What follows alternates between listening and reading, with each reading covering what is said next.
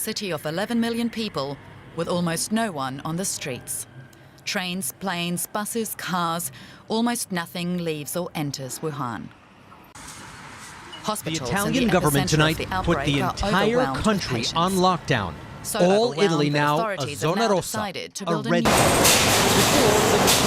You may have witnessed scenes like this yourself. There was advice for public health officials to slowly stop some essentials at home in case Iar pentru a face posibilă această luptă cu toate instrumentele prevăzute de lege, am decis să decretez stare de urgență la începutul săptămânii viitoare.